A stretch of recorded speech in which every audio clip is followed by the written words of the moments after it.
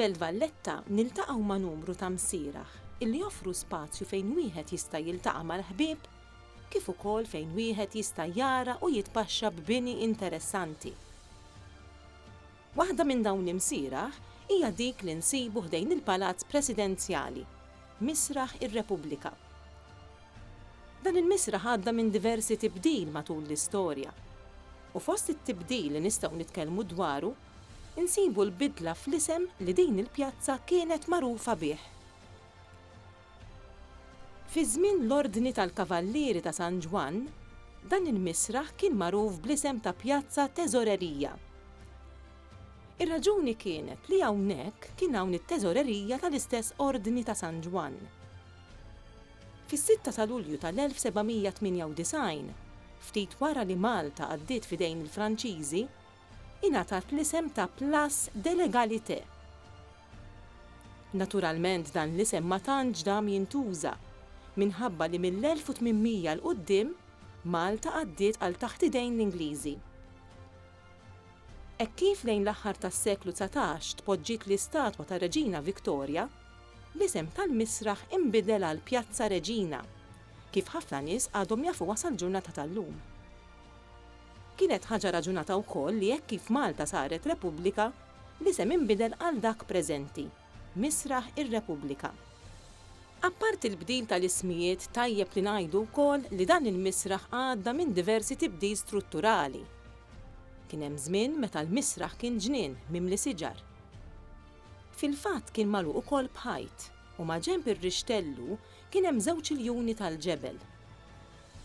Għalkemm ir-rixtellu m'għadux hemm, l-istatwi tal-iljuni għadhom miżmuma fil-bitħa żgħira tal-Palazz Presidenzjali, magħrufa bħala Prinċep Alfred's Court. Kien hemm ukoll il-mafkar tal-bronz li juri lill-Grammastru Antonio Manuel de Villena. Dan il-mafkar kien oriġinarjament jinsab fil-bitħa tal-Forti Manuel. Aktar tard kien tpoġġa f'dan il-misraħ. Iżda, wara li tpoġġa l-mafkar tar-Reġina Viktorja, tneħħa minn hemm u ttieħed il-Furjana. Il-mafkar tar-Reġina Viktorja huwa xogħol tal-iskultur Palermitan Giuseppe Valenti. Dan il-mafkar huwa ferm sabiħ. Tpoġġa fis-sena 1891, 4 snin wara li kien iċċelebrat il-ġublew tar-Reġina Viktorja. Dawn iċ-ċelebrazzjonijiet kienu qed isiru madwar l-Imperu Ingliż kollu. Ċelebrazzjonijiet kienu qed ifakru il-50 sena minn mindu kienet saret reġina. Wieħed jista' jimmaġina ċ-ċelebrazzjonijiet li saru biex kien mikxuf dan il-mafkar. Kien hemm preżenti anke l-istess kultur ta' dan il-mafkar. Mafkar li kien infaħħar ħafna minn dawk preżenti. Il-mafkar jurina lir-Reġina Viktorja bil-qiegħda fuq siġġu u bida waħda qiegħda mollija, filwaqt li fl-oħra qiegħda żżomm ix-xettru rjali. Fuq rasa hemm il-kuruna wkoll.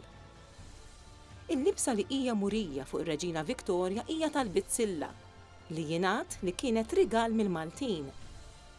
Hemm naturalment l-arma irjali fuq il-faċċata tal-pedestal tal-mafkar. Id-dawra ta' dan il-misraħ huwa interessanti wkoll minħabba li jiddomina l-misraħ hemm il-bini magħruf bħala l-biblioteka. Bini mibni lejn l-aħħar snin tal-perjodu tal-Kavallieri f'Malta. Fil-ġenb hemm imbagħad parti mill-bini tal-Palazz Presidenzjali, bil-gallerija u d-dekorazzjonijiet li wieħed jara fis-saljaturi.